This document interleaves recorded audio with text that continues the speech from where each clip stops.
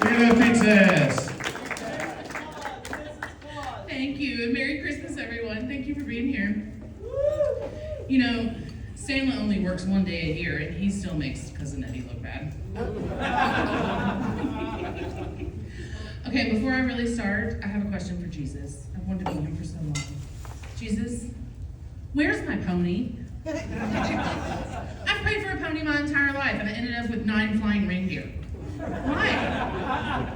Is it because you're jealous of my husband? He stole your birthday? What's going on? Don't be jelly, Jesus. You rose from the dead. He can't even get a rise in bed. I mean, hell, he can barely get out of the sled. Sorry, Lily.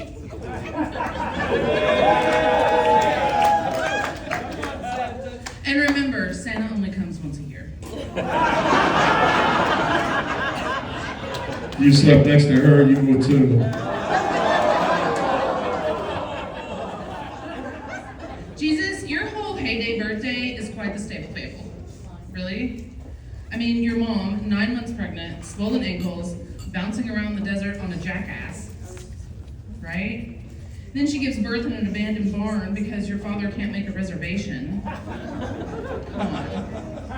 Nothing says chosen one like sharing a bassinet with a goat, right? And they threw Mary the worst baby shower ever. I mean, come on. No balloons, no cake, just 3 strange men that showed up claiming they followed a star like a moth to a light. And then they bring terrible gifts. Awful gifts for a newborn. I mean, gold he can't spend, incense he can't burn, and then resin to prepare the dead? What is this, foreshadowing? So basically, your royal birth plan included a jackass Uber, a barn delivery, and a baby shower with a bunch of strange men. Your mother sure earned that silent night. And Kevin McAllister, I've seen better parenting from reindeer. I mean, your mom leaving you somewhere was basically all of our lives in the 80s, but at least my mom realized halfway home, your mom got halfway around the world. I'm really surprised they don't leave you at home every Christmas.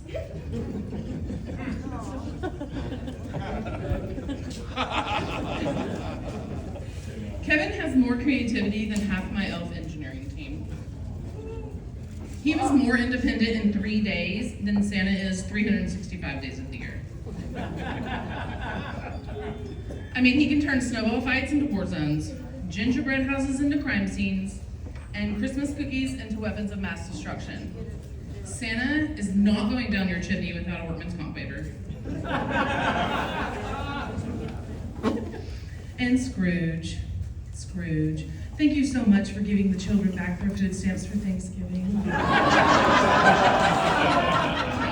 That's a damn good joke.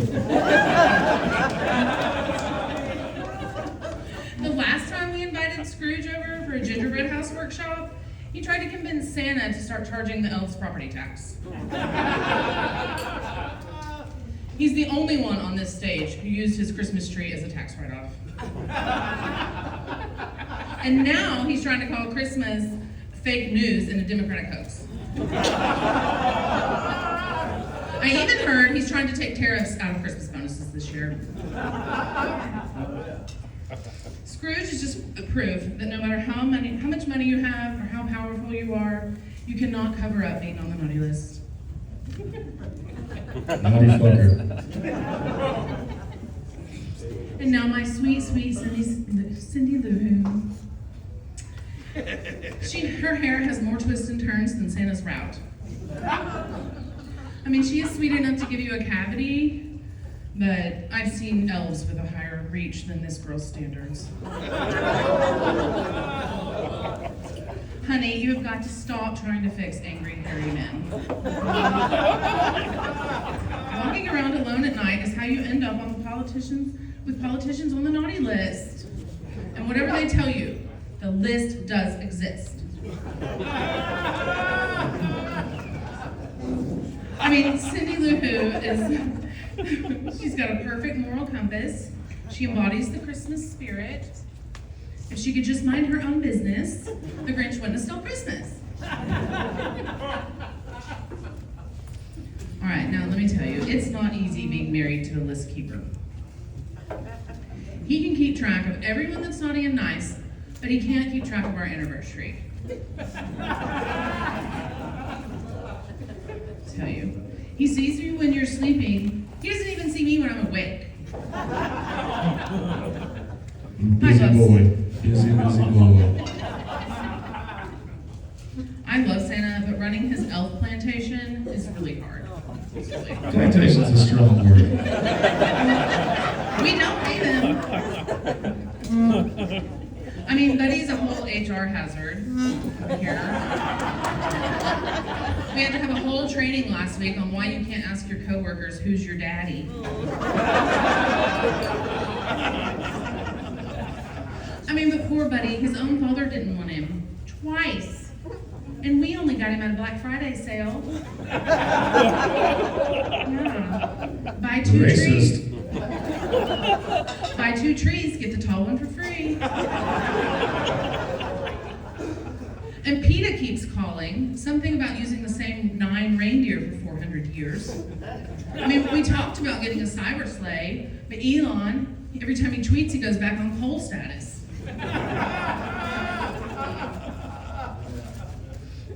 And like any wife, I do get a little jealous sometimes. I mean, everywhere he goes, he's asking everyone to sit on his lap. He calls Rudolph his ride or die. Yeah, it's his only ride. Rudolph has one good night in the fog, and suddenly he's the star. Sorry, Jesus. I mean, Santa hasn't lit up my night in years.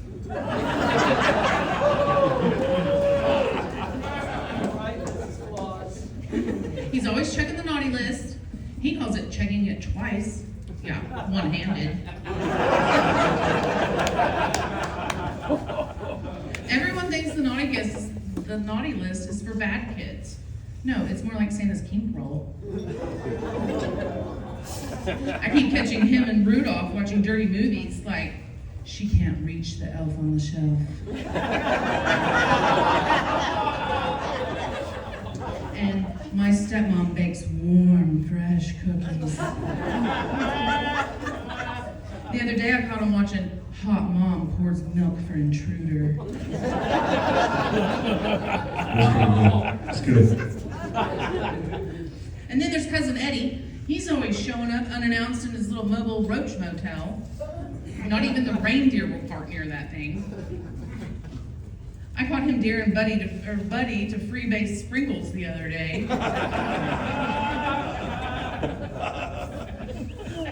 And Eddie keeps offering to work in the workshop, but last time him and Santa got in a fight, had to break it up.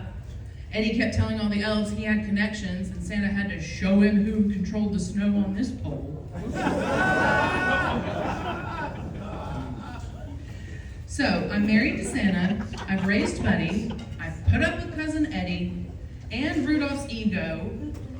I'm basically the Cleopatra of the North Pole.